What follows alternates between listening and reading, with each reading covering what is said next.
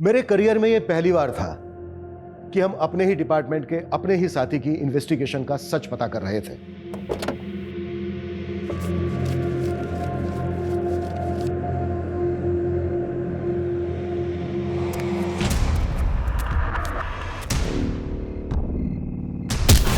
ये किधर है? पकड़ो इसको, पकड़ो पकड़ो पकड़ो इसको, पकड़ो इसको। जनता अपनी सुरक्षा का इंतजाम खुद करने को मजबूर है और इतनी डरी हुई है कि किसी निर्दोष इंसान की जान लेने से भी नहीं चूक रही।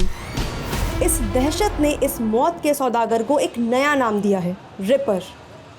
दीप्ति, हरिओम की फाइल लेकर आना।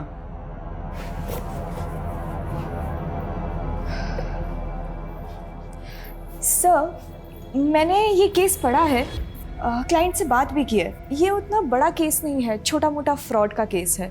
अच्छा। सर, मैं आपके अंडर 2 साल से बहुत कुछ सीख रही हूँ। अगर आपको ठीक लगे तो क्या मैं ये केस देख सकती हूँ, हैंडल कर सकती हूँ? मैंने दीनानाथ की नहीं, हरिओम की फाइल मंगाई थी। जाओ, सही फाइल लेकर आओ। Sorry sir.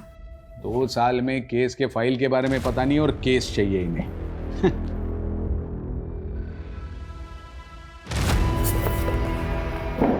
लॉ की पढ़ाई का ना कोई काम ही नहीं है, बस टाइपिंग करना आना चाहिए तुम्हें, और क्या। इसी के तो पैसे कमा रही हूँ, है ना। मैं इस इंसान को ना मैं छोड़ूंगी नहीं। देखना, इसको अगर छोड़ दिया ना, मेरा भी नाम दीप्ति नहीं है, बताती हूँ मैं इसको। अरे दीप्ति बेटा, इतना गुस्सा लैपटॉप पे? गुस्सा ना पापा मैं अपने सीनियर्स पे निकालूंगी। दीनानाथ की फाइलें मंगवाई थी उसने, पर एंड मौके में मुझे नीचा दिखाने के लिए झूठ बोल दिया। 2 साल से पापा, 2 साल से असिस्टेंट के नाम पे टाइपिस्ट बना के रखा है मुझे। अरे बेटा, मैं तो कहती हूँ कि ऐसी नौकरी को लात मार दो। और वैसे भी शादी के बाद कौन सा तुम्हें नौकरी करना है, घर पे ही तो रहना है। मम्मा। हाँ, जैसे ये आपके साहबजादे पूरा दिन घर में पड़े पड़े मोबाइल से दुश्मनी निकालते हैं। अरे आप घूम फिर के हमारे पीछे क्यों पड़ जाते हैं? पापा, हमारे पास ना एक बहुत बढ़िया बिजनेस प्लान है, बस एक बार फाइनेंसर मिल जाए। कुल 5 लाख रुपए की जरूरत है। अरे एक ख्याली पुलाव से बाहर निकलो और कुछ काम धंधा करो, समझ में आया? आप लेकिन इसके साथ हमेशा ऐसे क्यों करते हैं? हाँ, जब देखो इसके पीछे पड़ जाते हैं। अरे बेटा, छोड़ना क्यों? कहीं और जाओगी तो फिर से शुरुआत करनी पड़ेगी, हैं? यहीं टिकी रहो, आखिर कुछ सीख ही रही हो ना। कुछ जा तो नहीं रहा है आपका? कितना सीखूंगी पापा, अब मुझे केस चाहिए। अरे केस भी मिलेगा, एक दिन इतना केस मिलेगा कि रातों रात तुम्हारा नाम होगा। जज, वकील, क्लाइंट सब तुम्हारे आगे पीछे होंगे। तब ना पापा, मैं सत्यनारायण को अपना असिस्टेंट बना के बहुत सुनाऊंगी। बिल्कुल सुनाना, मगर ये ऐसा उदास चेहरा अच्छा नहीं लगता है। एक बार फिर से मुस्कुरा दे मेरा बेटा। मेरा बेटा।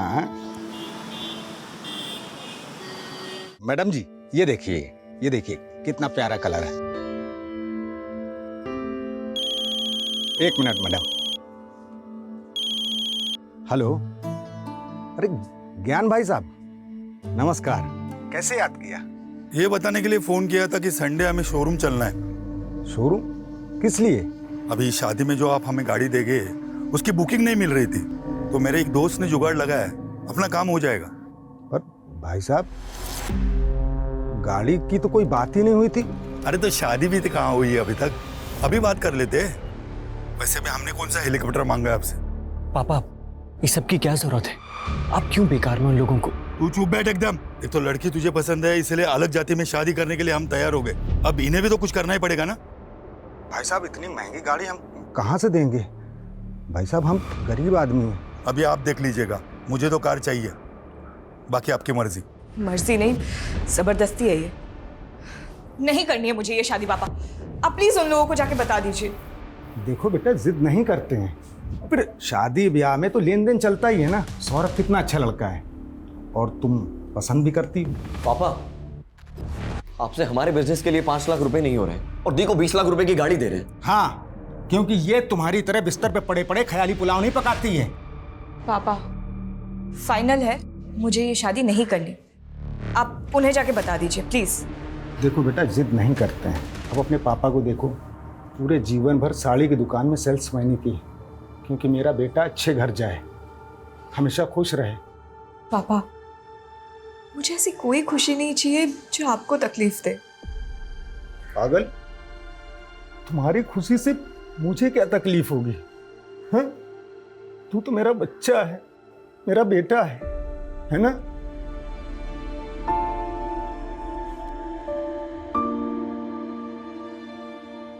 डॉक्टर 6 साल हो गए हमारी शादी को और 1 साल से तो आपके चक्कर काट रहे, फिर भी बच्चा नहीं हुआ।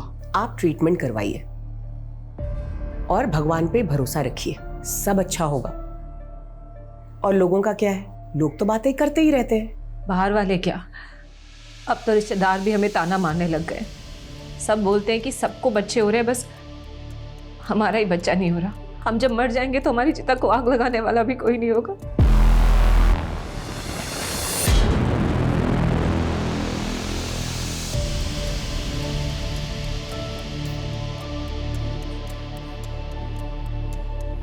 सुनिए,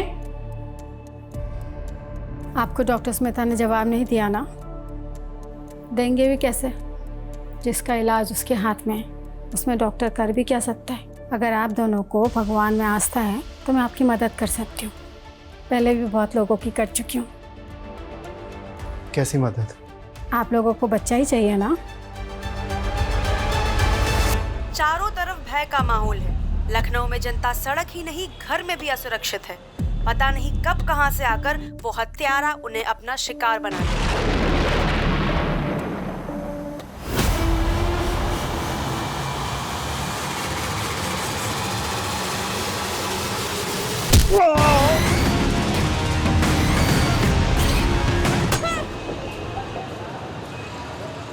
सर, मेरे पापा कल दोपहर 2 बजे घर से निकले थे और अभी तक नहीं लौटे। उनका फ़ोन भी स्विच ऑफ है। हमने हमारे रिश्तेदारों से, उनके दोस्तों से, वो जहाँ काम करते हैं वहाँ भी हर जगह पता किया, पर वो कहीं नहीं मिले। मुझे उनके लिए बहुत डर लग रहा है सर। अभी तो 24 घंटे हुए नहीं है। आप एक काम कीजिए, 24 घंटे के बाद आइए। सर, मेरा नाम एडवोकेट दीप्ति वर्मा है। अगर आपके इस 24 घंटे की टाइमलाइन के चलते मेरे पापा को कुछ हुआ ना, तो याद रखिए आपको इसका जवाब कोर्ट में देना होगा। देखिए, 24 घंटे के पहले मिसिंग कंप्लेंट लेना बनता तो नहीं है, लेकिन फिर भी मैं लिख लेता हूँ।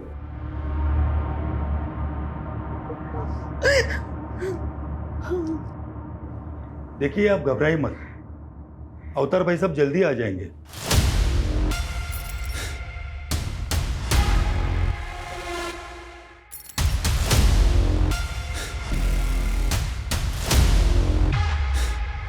ये सब ना आपकी वजह से ही हुआ है। आपके कार की डिमांड की वजह से पापा कितना परेशान रहते थे। इस लड़के से शादी करना चाहता था, इसे बोलने की तमीज भी नहीं है। चल भाई साहब,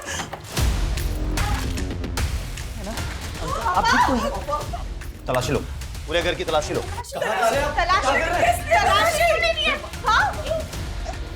पापा को क्या हुआ है? मैडम, रुक जाइए, आप शांति रखिए, आप सबको पता चल जाएगा।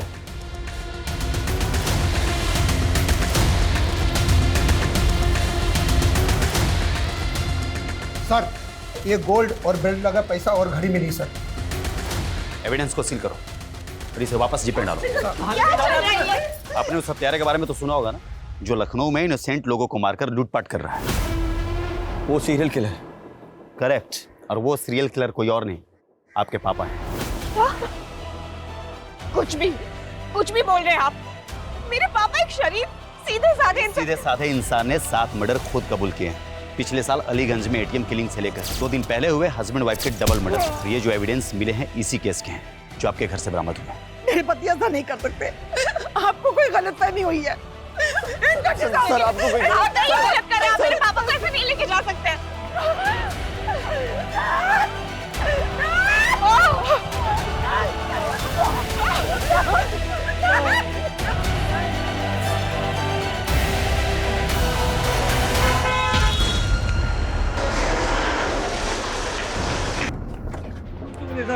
ध्यान से देखिए, सारी की दुकान में काम करने वाला इतना साधारण सा दिखने वाला आदमी 7 मासूम लोगों का हत्यारा है। मेरे पापा जो किसी से ऊंची आवाज में बात तक नहीं करते, आपने उन्हें सीरियल किलर बना दिया। बनाया नहीं है, उन्होंने अपना जुर्म खुद कबूल किया है और खुद सबूत भी बरामद करवाया है। कबूल नहीं किया, करवाया गया है, टॉर्चर करके। सब प्लीज आप। दीप्ति, मैंने ये केस बारीकी से पढ़ा है। सारे सबूत तुम्हारे पापा के खिलाफ है। और उन्होंने कन्फेशन भी दिया है, कोई चांस नहीं है। सर मेरी बात सुनिए, ये पूरा केस ही झूठा है। यहाँ पुलिस फाउल प्ले का। मैं ये केस नहीं लड़ सकता, सॉरी। सर बट मेरी। मैडम जी, मैं समझ सकता हूं बड़ा मुश्किल है ये कि पुलिस को पिछले 1 साल से जिस सीरियल किलर की तलाश थी वो कोई और नहीं बल्कि आपके पापा हैं। नहीं है मेरे पापा किलर। मैं कोर्ट जाऊंगी और इस बात को साबित करूंगी, पर हार नहीं मानूंगी। जरूर जाइए दीप्ति जी, ये आपका हक है, पर एक बात याद रखिएगा, कोर्ट में भी ये बात साबित होगी कि 7 लोगों को मारने वाला कोई और नहीं बल्कि आपके पापा हैं।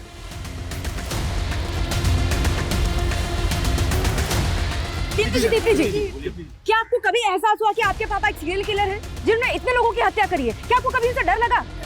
दीप्ति जी, उन्होंने खुद अपना जुर्म कबूल किया है, कोई बड़ा वकील उनका केस नहीं लेगा। क्या करने वाली आप? क्या सोचा है आपने? क्या होगा आपका अगला मूव?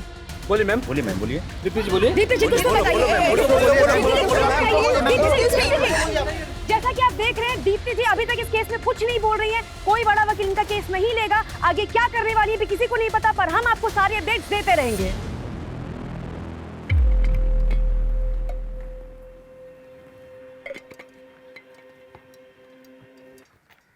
योर ऑनर, पुलिस ने मेरे पिता अवतार वर्मा को 8 अगस्त 2022 को किडनैप किया, टॉर्चर किया और जबरदस्ती उनसे वो जुर्म कबूल करवाए जो उन्होंने किए ही नहीं थे।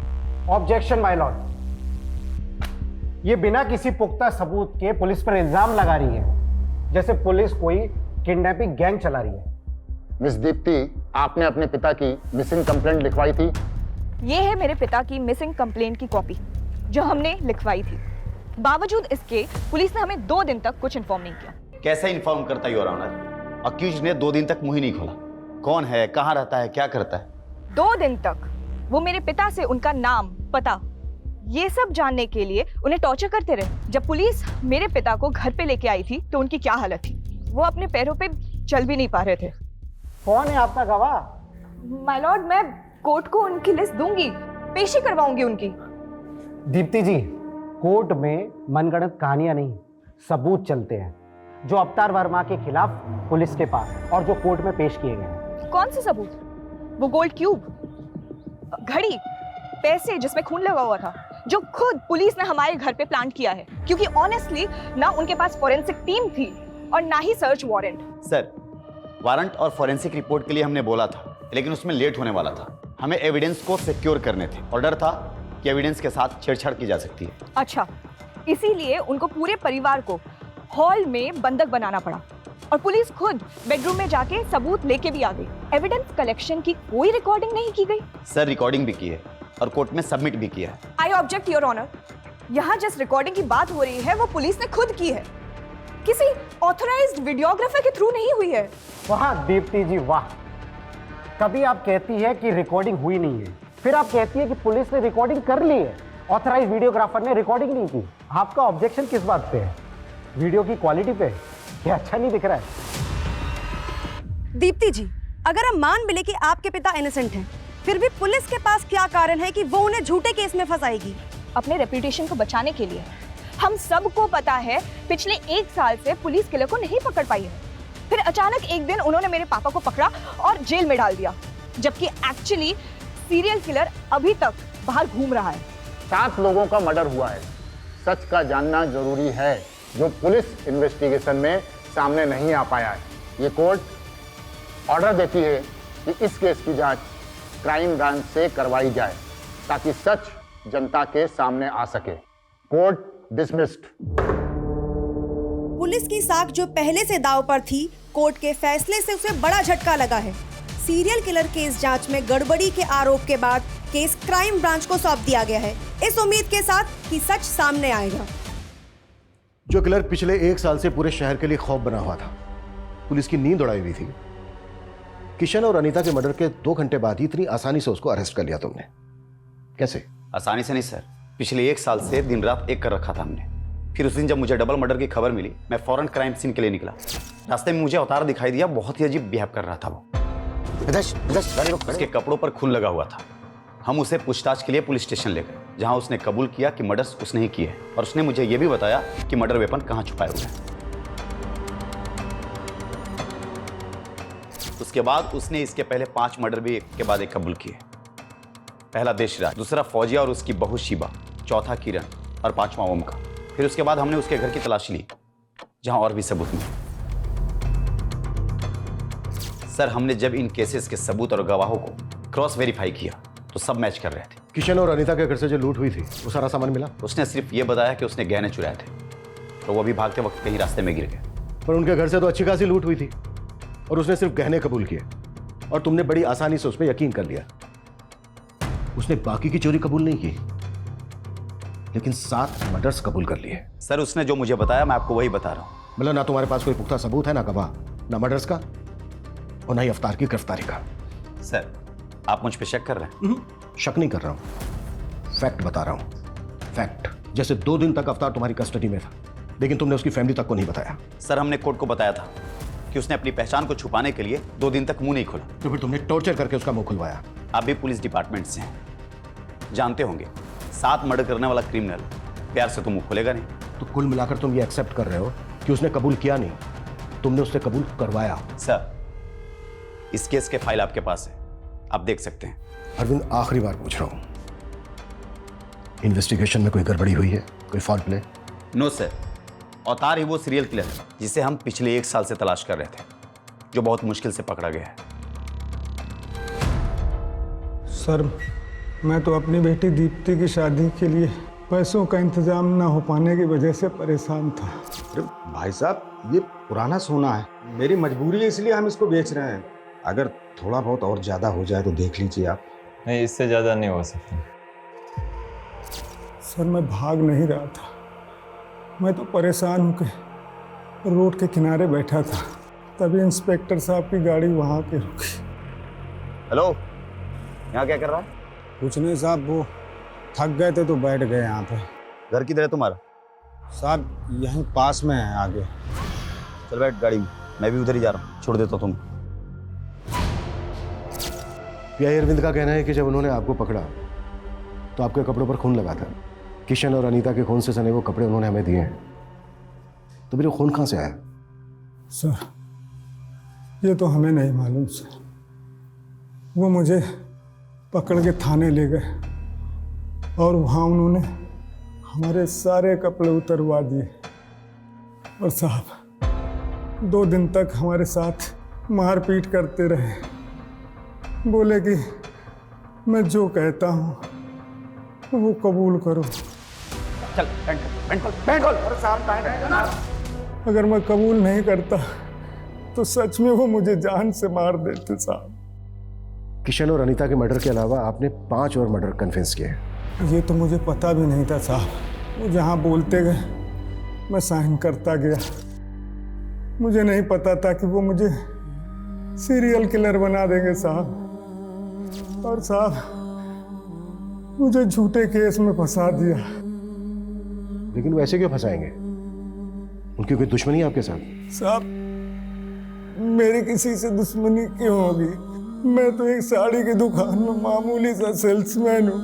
मैंने जीवन में कभी चूहे नहीं मारे, और मैं 7 खून क्यों करूँगा साहब? मैं क्यों करूँगा 7 खून? मेरी वजह से मेरी बेटी की शादी टूट गई साहब। इससे ज्यादा बुरा क्या होगा साहब? इससे ज्यादा मेरे लिए और क्या बुरा होगा? घबराइए मत, अगर आप सचमुच निर्दोष हैं, कुछ नहीं होगा आपके साथ। हम बारीकी से जांच करेंगे। एक तरफ तुम कह रहे हो कि तुमने ठीक से कुछ देखा नहीं, अंधेरा था, ऐसा था, वैसा था। इसके बावजूद तुमने पुलिस को बयान दे दिया कि तुमने अफ्तार को किरण का मर्डर करके उसके घर से भागते हुए देखा। क्यों? सर, मैंने उसे मर्डर करते हुए नहीं देखा था, मैंने बस किसी को भागते हुए देखा था। और ये बात मैंने जब किरण का मर्डर हुआ तो पुलिस को बताई थी। उन्होंने मुझे एक फ़ोटो दिखाई और बताया कि तुमने जिस आदमी को देखा वो यही था। मुझे लगा अच्छा है, पकड़ा गया। तुमने अपने भाई के किलर को देखा था? जी सर। ये वो हो सकता है सर, क्योंकि उस दिन मैं दुकान बंद कर रहा था और भैया गलियों में आगे निकल गए थे, और जैसे मैंने उनकी चीखें सुनी, पीछे मुड़ के देखा तो एक आदमी भागता हुआ जा रहा था। भैया, ये घड़ी तुम्हारे भाई की है? हाँ सर। पक्का है? इसमें भी डाउट है? ऐसी ही दिखती थी शायद सर। शायद। ये गोल्ड क्यूब तुमने बनाई है? हाँ, नहीं मतलब मैं ज्वेलर हूँ तो ये तो काम है सर मेरा। गोल्ड क्यूब बनाने का? हाँ, गोल्ड का मतलब गहने। विकास, ऐसे नहीं बोले गए, इसकी भी क्यूब बनानी पड़ेगी। अरे नहीं सर, मैं बताता हूँ। ये मैं नहीं बनाई थी सर। किसके कहने पर? वो याद नहीं है सर। अच्छे से याद करके बता। इसके कहने पर? नहीं। इसके कहने पर नहीं तो किसके कहने पर बनाई? और फिर झूठा बयान क्यों दिया पुलिस को कि इसके कहने पर बनाई है? अरे सर, ये क्यों पुलिस ने ही बनवाई थी सर, और झूठा बयान भी पुलिस ने ही दिलवाया था। चल। क्या हो गया सर? चल बता। अरे सर, मैंने कुछ नहीं किया सर। अरे समझो सर बात को सर। मेरे करियर में यह पहली बार था कि हम अपने ही डिपार्टमेंट के अपने ही साथी की इन्वेस्टिगेशन का सच पता कर रहे थे, लेकिन लगातार पड़ला अवतार की तरफ झुकता जा रहा था। बावजूद इसके जांच में अभी तक सब कुछ 50-50 था।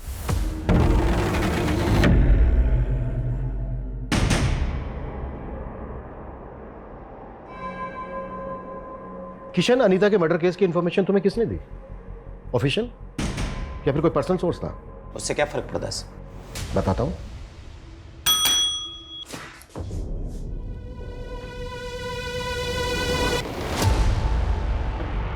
पहचानते हो इसे? Mithilesh Kumar, police driver. इसने पुलिस को इन्फॉर्म करने के बजाय अपने पर्सनल नंबर से तुम्हारे पर्सनल नंबर पर कॉल करके मर्डर की इंफॉर्मेशन दी। मिथिलेश कुमार उर्फ तुम्हारा ड्राइवर, मिथिलेश कुमार उर्फ विक्टिम अनीता का मुंह बोला भाई।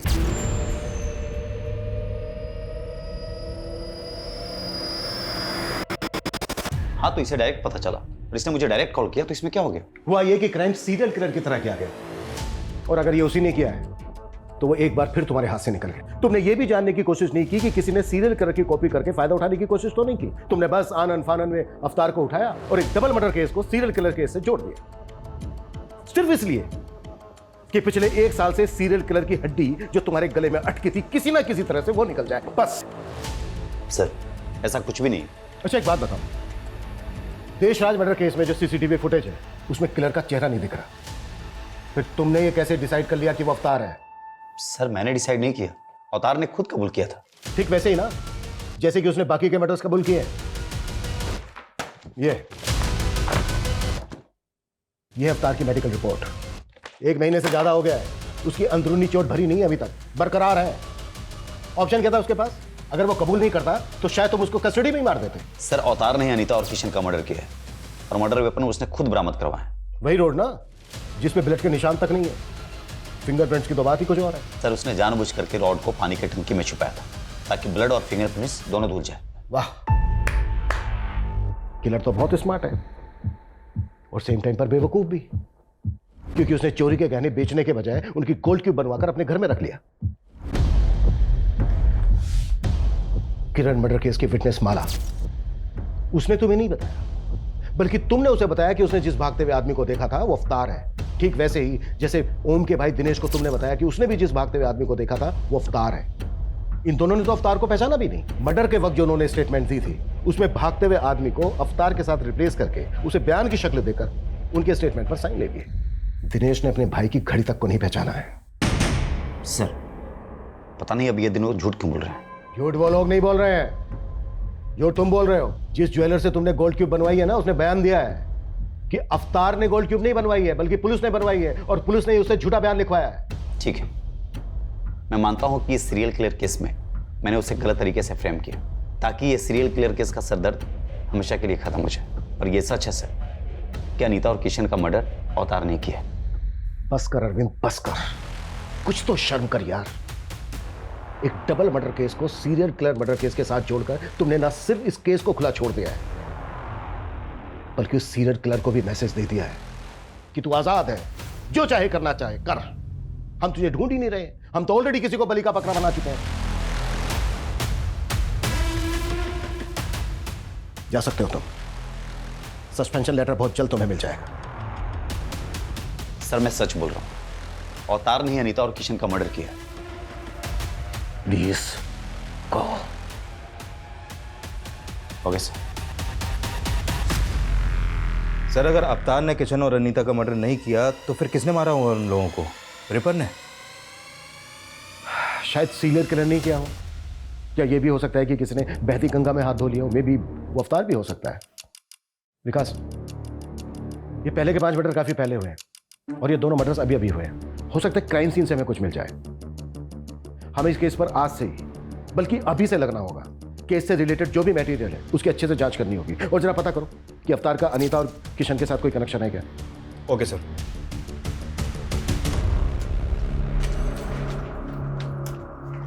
गर्मा गर्म पकौड़े। ओह वाह। नो, हाथ गंदे है ना, पहले हाथ धो लो।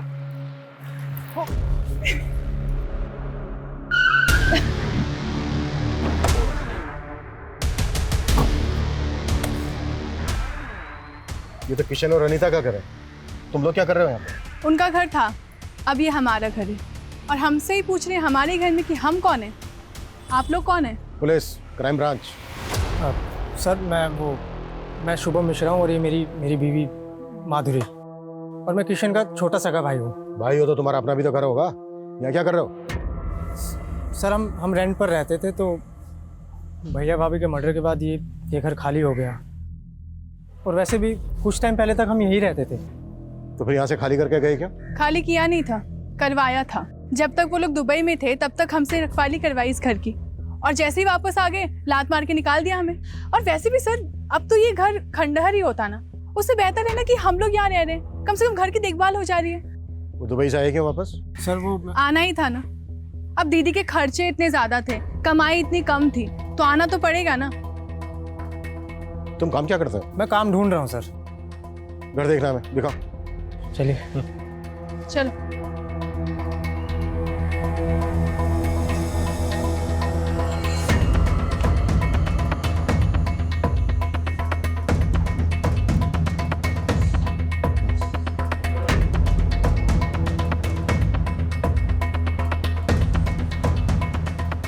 सर किशन की लाश मिली थी यहाँ पर और अनीता की यहाँ पर। सर फ्लोर पे ब्लड ट्रेल को देख के लग रहा है कि यहाँ से अनीता की बॉडी को घसीट के ले जाकर वहां पे रखा गया। सर पूरा घर बिखरा पड़ा था, लगता है ये मर्डर्स रूट के इरादे से किया गया।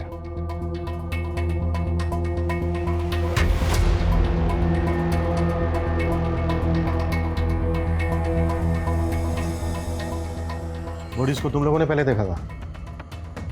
जी। क्या टाइम हुआ था तब?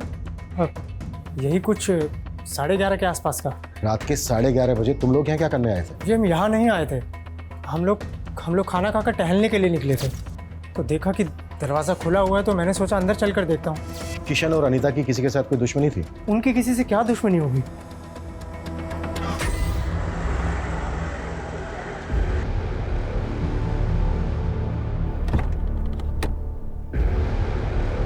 अवतार जी, कैसा महसूस कर रहे हैं आप घर वापस आकर? घर आकर और परिवार के लोगों से मिलकर बहुत अच्छा लग रहा है। सब आपके खिलाफ थे, पर आपकी बेटी ने आप पर भरोसा दिखाया। कुछ कहना चाहेंगे दीप्ति जी के बारे में? मैंने तो उम्मीद ही छोड़ दी थी, लेकिन मेरी बेटी दीप्ति ने मुझे बचा लिया, वरना मैं तो जेल में पड़े पड़े मर ही जाता। दीप्ति जी, पापा हमेशा से कहते थे कि मुझे एक बहुत बड़ा केस मिलेगा, पर मुझे नहीं पता था कि मैं पापा के लिए केस लड़ूंगी।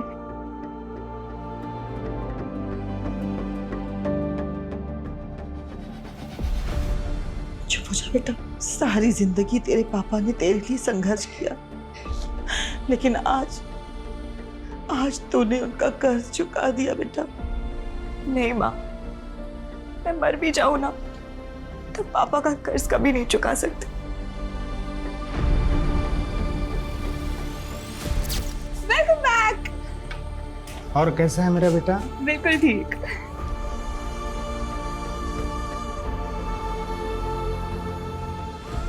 आज आने में आपने कुछ ज्यादा देर नहीं कर दिया? हाँ, कुछ आज एक्स्ट्रा काम था इसलिए थोड़ा लेट हो गया। वैसे पापा, सैटरडे संडे को आपको ऐसा क्या काम होता है? बेटा वही काम बेटा जिससे कुछ एक्स्ट्रा पैसे आ सके, ताकि हम आपको एक बड़ा वकील बना सकें। सर ये किशन का भाई शुभम और उसकी पत्नी कुछ टेढ़ी खीर नहीं लग रहा है? टेढ़ी खीर तो है। इन दोनों पति पत्नी के बारे में पता करो। Okay sir. एक बात मुझे बहुत परेशान कर रही है। क्या सर? अगर अवतार सीरियल किलर नहीं है तो इसका मतलब यह है कि सीरियल किलर अभी भी आजाद घूम रहा है और वो किसी और को भी अपना अगला शिकार बना सकता है।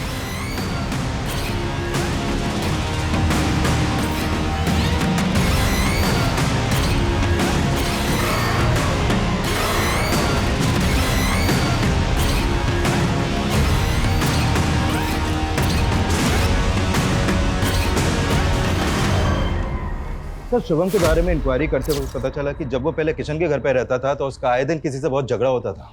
लेकिन किशन और अनीता तो दुबई में रहते थे, तो फिर झगड़ा किसके साथ होता था? उसी से जो शुरू से इस केस में कुछ ज्यादा इंटरेस्ट ले रहा है। मिथिलेश सर मेरा कोई पर्सनल इंटरेस्ट नहीं था, वो तो पिछली बार दीदी जब राखी पर इंडिया आई थी तो उन्होंने बोला था मुझे। अरे राणा बेटा इधर आओ, देखो मैं तुम्हारे लिए क्या लेकर आया। थैंक यू ताऊ जी। एक मिनट, ये गिफ्ट तुम्हारी है? हाँ। नहीं तो भैया, जब हम दुबई में हो ना तो आप यहाँ पर चक्कर लगाते रहा करो। अरे शुभम रह तो रहा है यहाँ पर। यही तो दिक्कत है कि वो रह रहा है। मुझे तो डर लग रहा है कि हमारे जाने के बाद वो इस घर पे कब्जा कर लेगा। अनीता के फ्रिज में चिकन था, ये पता है तुम्हें? हाँ सर, वो मेरे सामने ही सीज किया था उन्होंने। फॉरेंसिक की रिपोर्ट में आया है कि उस चिकन में जहर मिला था, चूहे मारने की दवाई। और तुम और अरविंद तो अवतार को सीरियल किलर बनाने पर तुले हुए थे। आई एम श्योर वो रिपोर्ट किसने देखी तक नहीं होगी। लेकिन सर वो चिकन तो दीदी जीजाजी ने नहीं खाया था। ये तुम्हें कैसे पता? क्योंकि उसी रात दीदी ने मुझे फोन कर चिकन खाने के लिए बुलाया था। व्हाट? अनीता तुम्हें जहर देकर मारना चाहती थी? हो सकता है सर दीदी को पता ही ना हो कि चिकन में जहर है, क्योंकि वो चिकन दीदी ने नहीं बनाया था। फिर देकर गया था। कौन देकर गया था? सर आप किसकी बात सुन रहे हैं? मुझे तो लगता है कि इसी ने मेरे भैया और भाभी को मारा है और अब मुझे जेल भिजवाकर इस घर पर कब्जा करना चाहता है। मतलब? दीदी इतनी परेशान हो तो मेरे बच्चे को गोद ले लो। सर ऐसा तो मैंने दीदी का दिल रखने के लिए कहा था। ऐसे कोई किसी को अपना बच्चा देता है क्या? आप इससे पूछिए ना, ये जहरीला चिकन क्यों लेकर आया था? सर वो चिकन हमने भी खाया था, लेकिन हम तो नहीं मरे ना। वो तो मुझे माधुरी ने बोला था कि जाकर भैया भाभी को दे दो। मेरी मत मारी गई थी जो मैं उन्हें देने के लिए चला गया। तो ये सारी की सारी प्लानिंग तुम्हारी थी? सही मैंने अपने बच्चे के लिए किया था। मुझे लगा था कि उनके ना तो बच्चे हैं और ना होंगे, और कल को ये घर मेरे बेटे को मिल जाएगा। लेकिन फिर वो अपने बच्चे के लिए इलाज करवाना शुरू कर दिया वो लोग ने। माधुरी तुमने क्या किया? बंद करो ये ड्रामा, लेके चलो दोनों को, वहां खबर लेते हैं इनकी। सर आप मेरी बात तो सुनिए। और तो ये मत सोचना कि तू बच गया है। सीरियल किलर की एक एक डिटेल बता दी तुझे। किशन और अनीता का मर्डर बिल्कुल वैसा ही हुआ है। मैंने ऐसा कुछ भी नहीं किया सर। अगर किया है तो सोच ले, नौकरी तो जाएगी जाएगी, अंदर भी जाएगा, वो भी लंबा। सर अगर वाकई में अनीता और किशन के डबल मर्डर्स में इनका हाथ हुआ तो हमारी मुश्किलें और भी बढ़ने वाली हैं, क्योंकि वो सीरियल किलर यानी कि रिपर अभी भी खुलेआम घूम रहा है।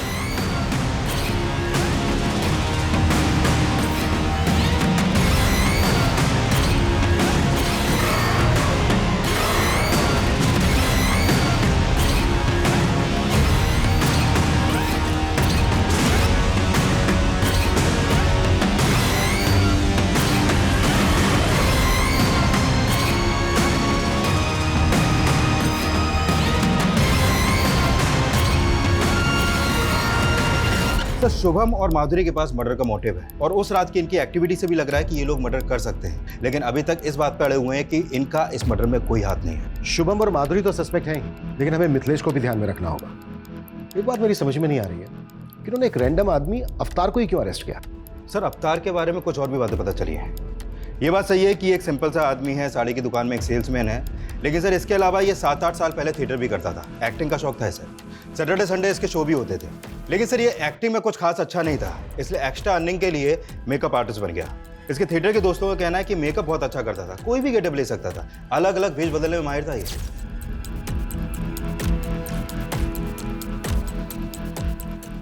सर, आपने अभी की ब्रेकिंग न्यूज देखी? क्या न्यूज है? जैसी करनी वैसी भरनी का ताजा उदाहरण है लखनऊ सीरियल किलर केस का मामला। जब वो दबे पांव अपना अगला शिकार करने जा रहा था, लोगों ने उसे देखा और उन्हें शक हुआ। गुस्साई भीड़ ने कॉलोनी में घुसकर उसे इतना मारा कि मौके पर ही उसकी मौत हो गई। पुलिस ने स्थिति पर काबू पा लिया है और जांच चल रही है। सर ये तो बच्चा है, माइनर है, इसकी हालत देख के लगता नहीं है कि ये किसी बच्चे को भी कंट्रोल कर सकता है। सर मुझे लगता है कि भीड़ ने गुस्से में आके फिर एक बच्चे की जान ले ली। सिचुएशन को कंट्रोल करना पड़ेगा। इस रिपर ने पूरे शहर को पैनिक कर दिया है। लोग इतने डरे हुए हैं कि किसी की भी जान लेने पर उतार हुए हैं। Excuse me sir. Hello sir, Anita और किशन के कॉल रिकॉर्ड आ गए हैं। उनके कॉल रिकॉर्ड में किसी बाबा का नंबर तो नहीं मिला है, लेकिन एक नंबर है जिस पर मर्डर वाले दिन किशन ने कई बार कॉल किए हैं और लास्ट कॉल रात 11 बजे के आसपास हुई है। कौन है वो? राधा। सर ये उसी क्लिनिक में नर्स है जहाँ पर किशन अनीता का इलाज करवा रहा था। सर इस राधा के टच में एक बाबा भी है और इनके कॉल रिकॉर्ड के अकॉर्डिंग मर्डर वाली रात इन दोनों की लोकेशन किशन के घर के आसपास की थी। दोनों अरे छोड़े, अरे मैंने क्या किया? अरे मुझे क्यों लेके आए यहाँ पर? छोड़िए। सर मुझे यहाँ क्यों लेके आए? मैंने क्या किया है? सब पता चल जाएगा। उधर देखो मुकेश। गुड, काफी समझदार हो दोनों। अब डायरेक्टली पूछ रहा हूं, मार खा के बोलोगे या फिर बिना मार खाए? बोलो। सर अनीता और किशन मुझे क्लिनिक में मिले थे। अगर आप दोनों को भगवान में आस्था है तो मैं आपकी मदद कर सकती हूँ। कैसी मदद? सर क्लिनिक ऐसी जगह थी जहाँ पर लोग बच्चे के लिए कितना भी पैसा लुटाने के लिए तैयार होते थे। मैं उन्हें बाबा की पट्टी पढ़ाती थी और फिर हम मिलकर उनको पूजा पाठ के नाम पर पैसे निकलवाने की कोशिश करते थे। बाबा बच्चे को देखने और माँ सुनने के लिए मेरे कान तरस गए हैं। हमारे पास सब कुछ है, लेकिन वो किस काम का जब औलाद ही नहीं है। औलाद हो जाएगी, पर उसके लिए पूजा करनी होगी, वो भी पूरी श्रद्धा के साथ। मैं करूंगी बाबा। ऐसी पूजा से हम 50,000 तक निकला लेते थे। जब वो दोनों पैसे देने के लिए तैयार थे तो फिर उन दोनों को मारा क्यों? हमने उन्हें नहीं मारा सर। ड्रामा मत करो, क्योंकि ये पता चल चुका है हमें, तुम दोनों गए थे वहां पर। हम वहां पर सिर्फ पूजा करने के लिए गए थे सर। हमारे पहुंचने से पहले वहां पर कांड हो चुका था।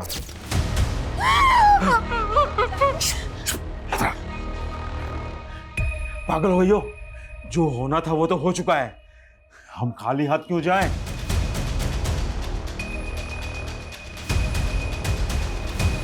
सर हमने सिर्फ चोरी की है, किसी को मारा नहीं है सर। चोरी का सामान कहाँ है? सर हमारे पास है, हम दे देंगे, हम सब दे देंगे सर। पता ही ज़्यादा कीमती है, लेकिन चोरी की है ना, 8 से 10 लाख रुपए मिलेंगे। चाहिए तो बोलो, नहीं तो रखो।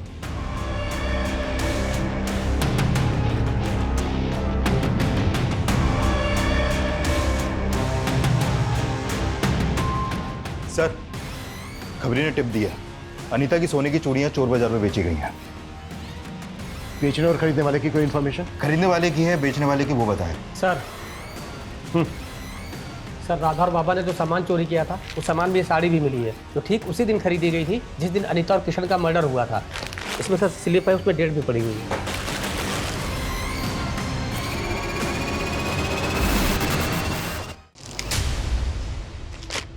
हाँ सर, ये साड़ी हमारी दुकान से खरीदी गई है, लेकिन इसका फॉल लगाने के बाद घर भेजनी थी, इसलिए उस दिन दुकान बंद होने के बाद हमने भेजी थी। दुकान कब बंद होती है आपकी?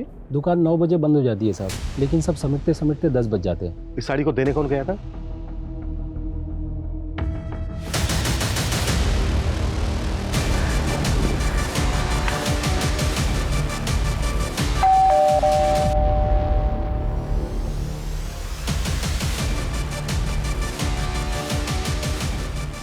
दीप्ति, तुम्हें अपने फादर को न्याय दिलवाना था ना?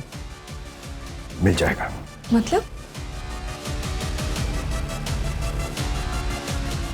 मतलब ये खुद बताएंगे।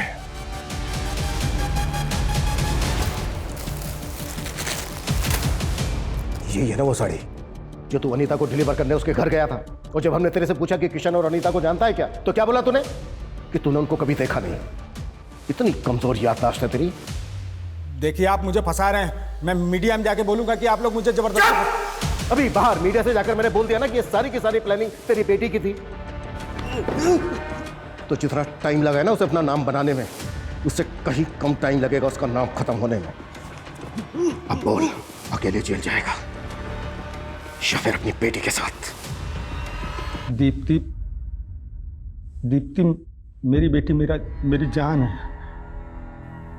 उसके लिए एक बड़े घर का रिश्ता आया तो मुझे लगा कि मेरी बेटी बड़े घर जाएगी तो जीवन भर खुश रहेगी, पर उन्होंने शादी में 20 लाख की कार मांग दी। मैं बहुत परेशान था, कुछ समझ में नहीं आ रहा था। फिर सेठ जी ने ये साड़ी डिलीवर करने के लिए दी और मैं सोचते सोचते कब वहाँ पहुँच गया। मैडम जी, ये आपकी साड़ी एक बार ठीक से चेक कर लीजिए। तभी मेरी नज़र उन गहनों में पड़ी। उसके गहने मेरे दिमाग में घूमते रहे कि अगर ये गहने मुझे मिल जाएंगे, मेरी बेटी की शादी अच्छी से धूमधाम से हो जाएगी। सीरियल किलर के बारे में टीवी में देखा था, तो ठीक उसी तरह उनके सारे गहने ले लिए थे।